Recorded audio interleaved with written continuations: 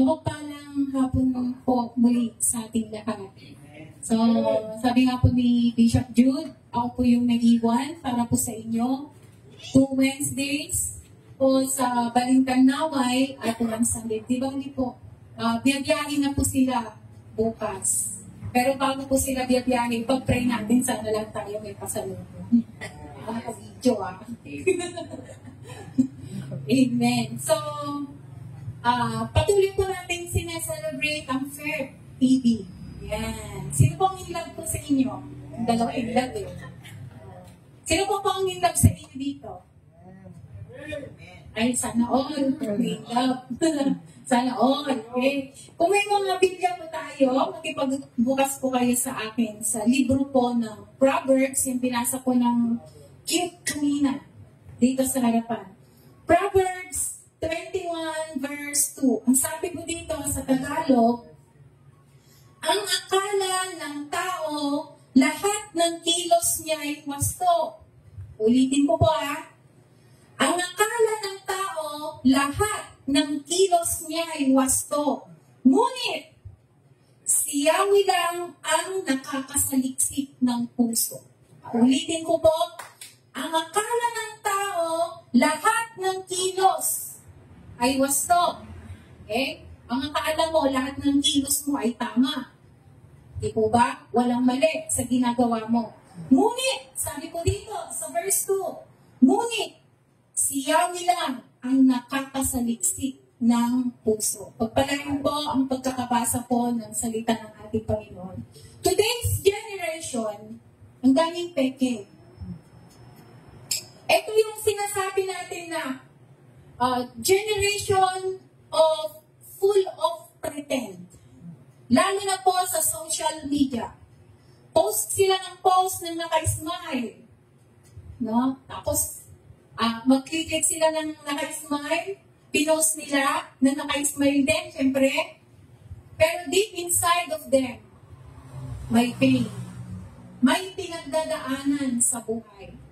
Nagiging poker face po tayo. Ang pinapakita natin sa lahat, tayo po ay matatag. Sino po ang okay po sa atin ngayong hapong ito? Wow! Amen!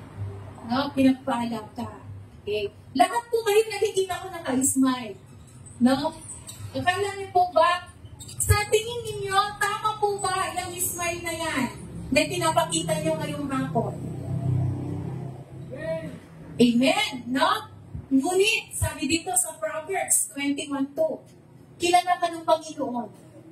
Siya lang ang nakakaalam kung ano yung laman ng puso mo. Alam niyo po ba, in scientific method, hindi po ako kumuha ng tungkol sa medical, no? Pero mga kamag-anak ko, mga nurse, doctors, ang heart daw po, yan po yung nagpapacirculate sa lahat. Kung walang heart, hindi ka makapag-isip. Hindi dadalo yung dugo mo in every veins na mayroon ka dyan sa katawan mo. Kahit sa talampakan mo, may ugat yan. Pero kung wala yung puso, walang daloy ng dugo. Ang dadaloy sa mga veins mo. At kung hindi dumaloy yung dugo mo sa katawan mo, ibig sabihin, mababara, mamamatay ka. Yun yung tinatawag natin na stroke. Diba? Kasi hindi dumaloy yung dugo. Kung tinanggal ko ngayon yung mga puso nyo sa hapong ito, sa tingin nyo po ba, mabubuhay pa kayo? Kung nadukot ngayon yung mga puso nyo, kung hindi na tumibo sa hapong ito, sa tingin nyo ba, mabubuhay pa kayo? O ba't wala akong naririnig? Hindi, di po ba? Kasi pag nag-stop na, pag tumigil na, yung pagtibok ng puso natin, doon na rin po mawawakasan ang ating buhay. Dahil ang purpose ng heart is to give us life. Tandaan po natin yan. Ang purpose ng heart is to give us life. Kaya ang title ng Proverbs 21:2 na ating binasa, guard your heart. Guardiyahan natin ang ating mga puso. Baka hindi na tumitibok yan. Patay na. Oo nga po natin, no? Pag hindi na tumibok, aray. No? Ano bang tibok ang sinasabi mo tayo? Mukhang in love si tatay eh. Amen. Praise God. Okay? Sabi ko dito, ulitin ko po ha, Proverbs 21:2. Sabi ko dito, ang akala ng tao, lahat ng kilos niya ay wasto. Kung minsan, ito pa, no? It is easy for us to judge. Bakit? Ang akala natin, ha? Porkit gwapo, no? Matino. Diba? Porkit maganda. Diba? Maganda din ang kalooban. Porkit okay ang postura, hindi na impostor. Kasi yun ang nakikita natin physically. Kung minsan tumitingin tayo sa physical appearance, wow! OMG! Oh my God! Ang ganda niya! Very talented! Ang puti! Ang sexy! This is the one for me. Yeah. Diba? Wow! Ang gwapo niya! Rich kid! Diba? Rich kid! May magandang pinag-aralan, may magandang trabaho, may mga sasakyan. Ang ganda-ganda po. Ito na yung lalaking para sa akin. Parang Daniel Padilla. Nasa iyo na ang lahat. Pero nagwakas din sa lahat. Diba? Yung Katniel. Okay? Ang example ko po dito na tayo ay it is easy for us to judge. Yung kwento po ni Propeta Samuel. Sabi ng Panginoong Diyos, Propeta Samuel, pumunta ka doon kay King Saul. King Saul, si King Saul ay isa sa mga naging hari ng Israel. Bakit po, Panginoon? Bakit mo ako inutusan na pumunta kay King Saul? Sabihin mo na nire-reject ko siya ngayon bilang hari. Hindi siya karapat-dapat na maging hari ng Israel. Sabi ng Panginoong Diyos, sabi ni Propeta Samuel, paano nasabi ng Panginoong Diyos yun? Na kay King Saul na ang lahat, matipuno.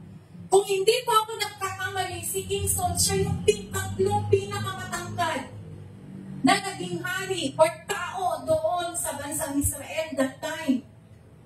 Matipuno, pogi, no? Marunong makipaglaban. And yet, sinabi ng Panginoong Diyos kay Propeta Samuel, pumunta ka, sabihin mo, tapusin na niya yung kanyang pagka-king. Dahil nire-reject ko siya. Sabi doon sa 1 Samuel chapter 15, kung babasahin niyo, magandang istorya yun. Takot ngayon si Propeta Samuel na pumunta kay King Saul. Kasi nakikita niya, kasi si Samuel, tumingin siya sa physical appearance. Nag-judge siya sa physical appearance. Hindi ko pupuntahan. Hindi ko sasabihin. Kasi nga, bagay niya na siya yung maging hari. Darating na po yung ating malapit na ang botohan. No? Hindi porket nakapagtapos, sila na yung may kakayahang umupo. Diba? Sasabihin ko mamaya sa inyo kung ano yung sikreto sa pagpili natin sa ating mga ibubuto. Ito yun yung istorya ni 1 Samuel. Ngayon, sa 1 Samuel chapter 16, may meeting na nangyari. No, sabi kasi ng Panginoong Diyos, pumunta ka doon sa lugar ni Jesse.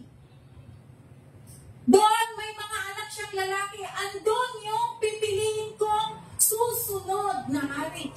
So pumunta nga si Propeta Samuel sa lugar ni Jesse. Sabi niya, Jesse, ipatawag mo lahat ng anak mo. At si Jesse ay may 7 lalaking anak. Yung 6 ngayon ay mga sundalo that time sa Israel. So, tinawag niya si Eliab, si Aminadab, no, from panganay hanggang sa panganib, pinaglingan niya lahat. Propeta Samuel, ito na po ang aking magigiting na anak. Sorry. Bakit niyo sila tinatawag? Sabi ni Jesse. Dahil isa sa kanila ay magiging hari. si Eliab. Ngayon, kumislap na naman yung mata ni Samuel. Wow, parang si King Saul. Matipuno, matikas, matangkad, may abs, guwapo, bagay na nasa kanya yung corona. Bagay na siya yung susunod na hari. Pero may tinig na narinig si Samuel. Sabi niya, I also rejected that man. Nire-reject ko rin yang si Eliab bilang susunod na hari. Pakamot na yun si Samuel. Bakit? Ano ba yung tinitignan ng Diyos? Na kay King Saul na at kay Eliab na yung pagiging isang hari. Bakit nire-reject niya? Alam niyo pong sagot, ito na yung sekreto na sinasabi ko. Alam niyo po yung sagot ng Panginoong Diyos. Kasi Samuel, hindi ako tumitingin sa panlabas na kaanyuan, kundi sa puso ako tumitingin. Bakit nireject ng Panginoong Diyos si King Saul? Kasi siya ay nag-disobey sa ating Panginoong Diyos. Ngayon, Panginoon, kung hindi si King Saul, hindi si Eliab, sino? Sino sa mga anak ni Jesse?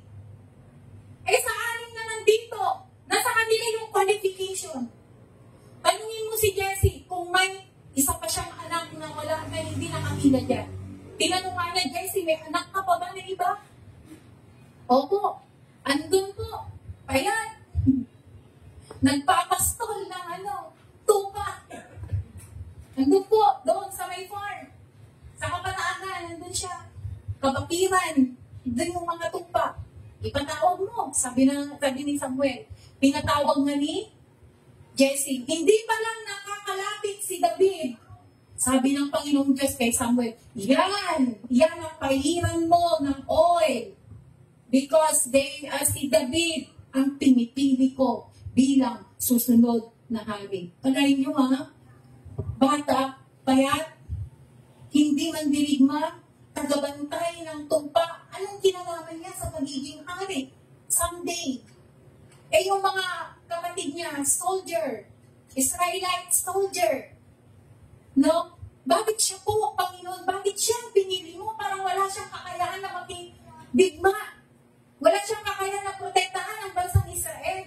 Pero sabi ng Panginoon, nakikita ko ang puso ni David. Dahil ginagwardyahan niya ang kanyang puso para sa atin. Sabi ng Panginoong Diyos. Kaya, sabi sa Proverbs 21, ang akala natin, lahat ng nakikita natin ay tama. Lahat ng ginagawa natin ay tama. Pero may isa sa taas na nakakasaliksik lamang ng ating mga puso. Sa tingin mo tama, ang akala ni Samuel, tama siya sa mga pinipili niyang hari. Pero he got it wrong. Kung ano ang laman ng puso mo, hindi laman ng puso ng ating Panginoon. Kung ano ang laman ng puso ni Samuel, hindi yon ang laman ng puso ng ating Panginoon. Kaya itinatama ng Diyos ang lahat. No? Kaya wag mong sabihin, kapatid, kumbaga, porket wala kang pinag-aralan, no? Porket ganyan lang ang trabaho mo, ay hindi ka katanggap-tanggap ng Panginoon. Remember, sabi doon sa Isaiah, that He knitted us inside into our mother's womb. Hindi ka lang niya tinignan ng isahan. Katulad ng mga manliligaw. Isang tingin, wow, ang ganda. Mamayang gabi, akyat ako ng ligaw. Hindi po gano'n ang Panginoon. Hindi isang tingin lang, kundi tinitigan ka. Ginawata niya. And He numbered also your hair. Alam niya kung pangilang buhok yung nalagas sa'yo, pangilang nagsuklay ka. Alam niya kung pangilang buhok, number ng buhok mo, kanina yung nalagas, kanina naligo ka. Alam niya kung ano yung buhok pumuti na. Kaya, alam ng Panginoon, ikaw, hindi lang sa physical mo, kundi sa kaloob-looban mo. At ito pang maganda. God even sees your pain. God even sees your struggle. Hindi ka man magsabi, ayaw mong sabihin yung problema mo sa mga kaibigan mo. Ayaw mong sabihin yung problema mo sa mga magulang mo. But God sees everything in you. Everything. All about you. Nakikita yan ng ating Panginoon. Alam din niya kung inaalagaan mo yung puso mo. Alam niya kung binagwardyahan mo yung puso mo. Eh ang Panginoon, alam niya nagbinagwardyahan ni David ang kanyang puso at alam niya na magiging ubingi si David sa kanya pagdating ng araw na siya talaga bilang susunod na hari. Pasado kay Samuel, laglag sa Diyos. Meron ba tayong hinangad? Na pilit na hinangad, pilit natin pinapasa sa ating sarili. Bakit hindi natin makuha-kuha? May pinipilit ba tayo na ginagawa para makuha mo yung dream mo na yon? Pero bakit hindi mo makuha? Why? Pasado sa'yo, laglag naman sa Diyos. No? So, tignan din natin yung motive ng puso natin. Kung tama, yung gusto nating gawin. Sa mga babae, no, para maganda yung physical appearance niya, sige, shopping ng skincare. Diba? Bumibili ng mga tayong lahat, pati mga lalaki, diba, nag-skincare na ngayon para matipuhan ng kanyang nagugustuhan.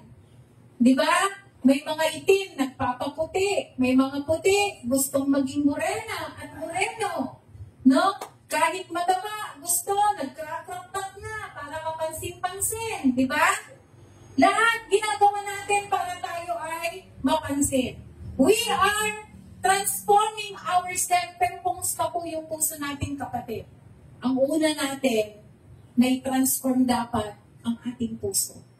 Ito yun. May kaibigan ako, sabi niya sa akin, kahit banggitin ko naman yung pangalan, hindi niyo kilala eh. Sabi niya po, Besh, sabi niya, tignan mo si Aiden. Hindi siya magandang tignan, no? Pero pag nagsasalita, lumalabas yung kagandahan niya.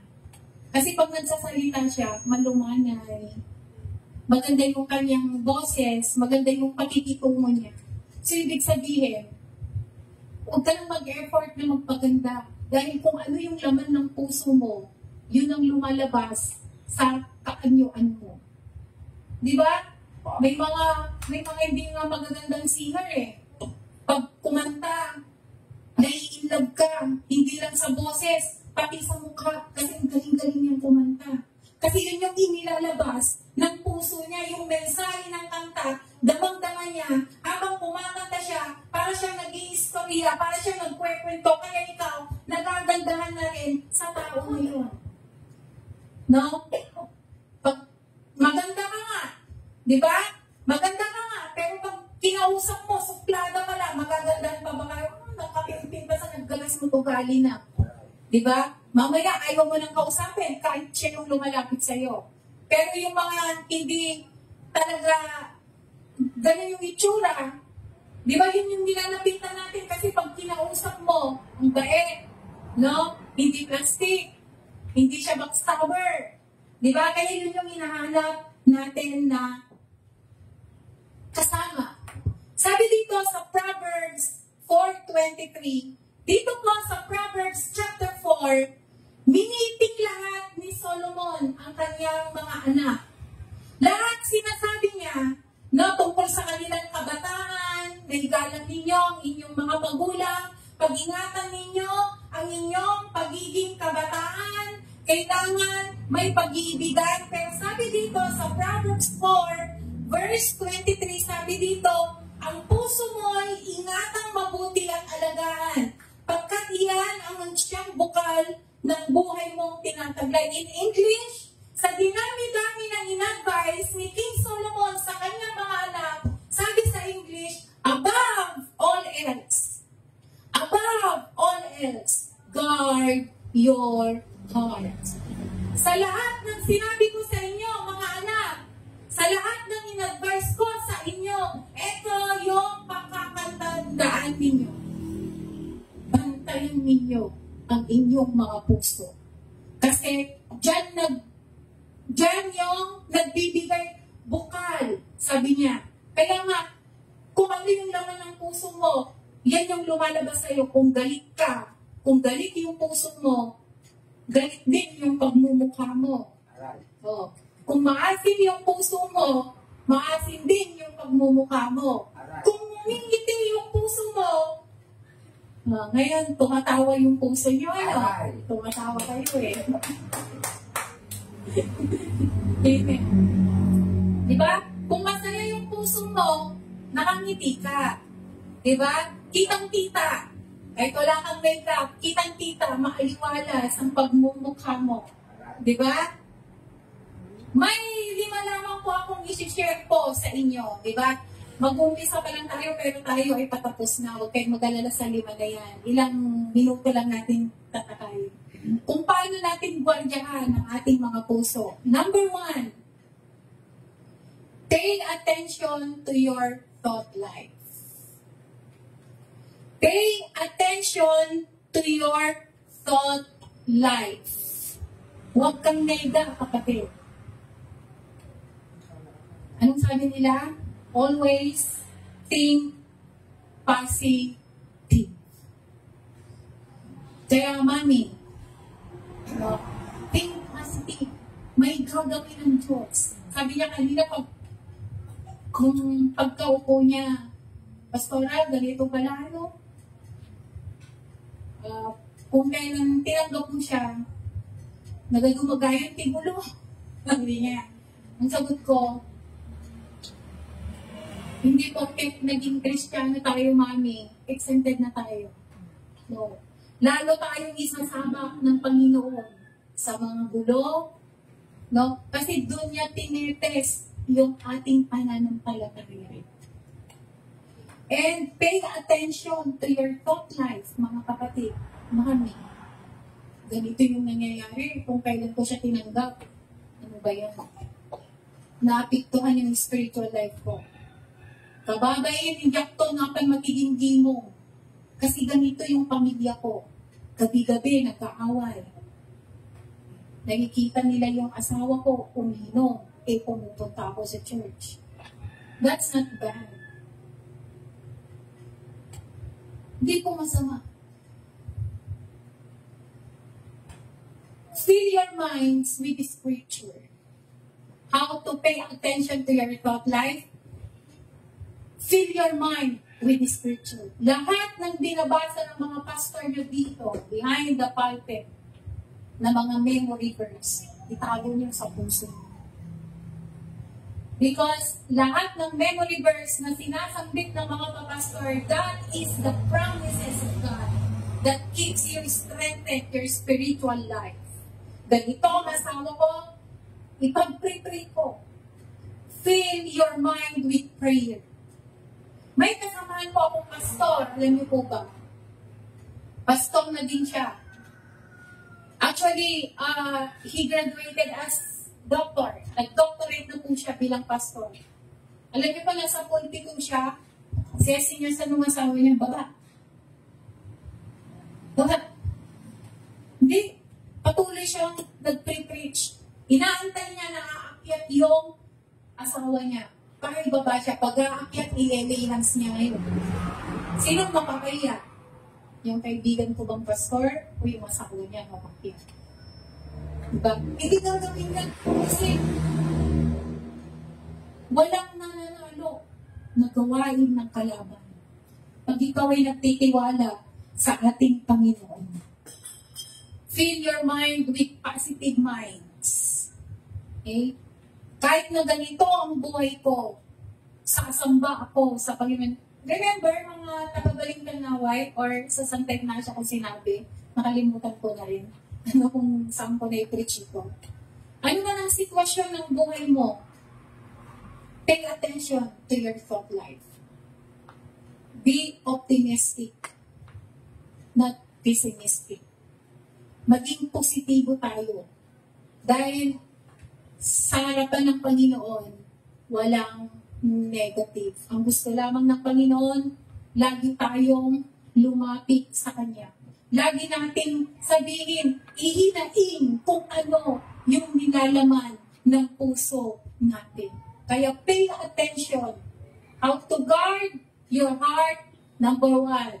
Pay attention to your thought life. Number 2, protect your influence. Tama ba ba yung mga sinasamahan natin? Kasi kung tama yung sinasamahan mong mga tao, nagwagwardyahan yung puso mo.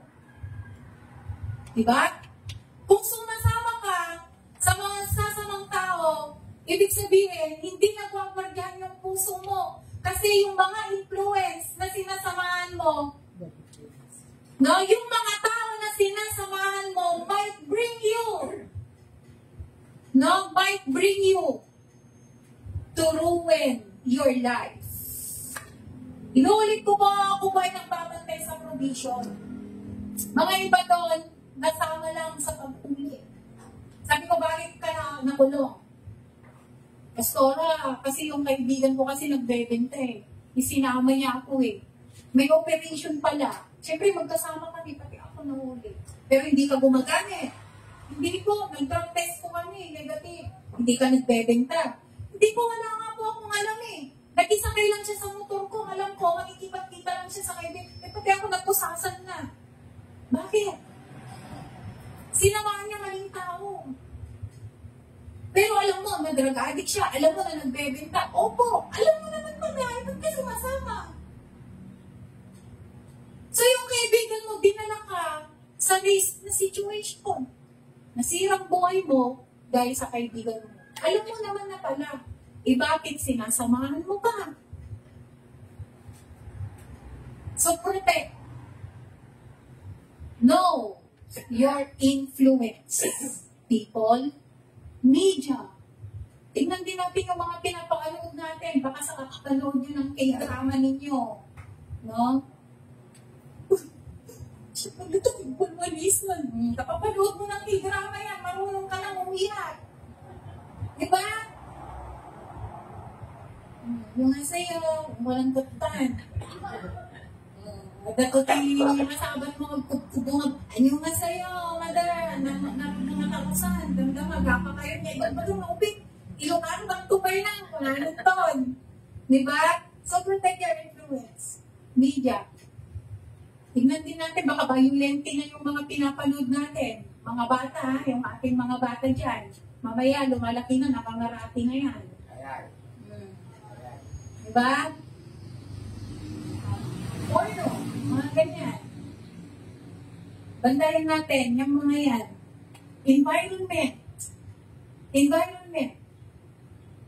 Kung alam mo ng lagi silang laman ng barangay hall dahil sa pamamarites, huwag ka nang makipagpukpok. Mamaya balito, laman na ng barangay service dahil sa sumunod mo. Ay, na hindi ka naman chismosa, no? Dahil yung environment mo, umaga pa lang, hawak-hawak na yung taasan ng kape, nakikipagkumpul ka na. Diba? Isang great taste wine lang yung iniinom nyo. Pero 50 tao na yung napag-usapan ninyo. Hindi nyo naman malaya, lumamig na yung inyong kape. So yung environment, tignan din natin yan. Gadgets. Baka nauubos na yung oras natin. Kaka-cellphone, kaka-laptop, kaka-tablet, no? Mas marami pa yung oras ng pag-cellphone natin kesa sa pagkikipagbanding natin sa ating pamilya. Oh. Be discerning. Lord, tama ba yung ginagawa ko dahil sa mga taong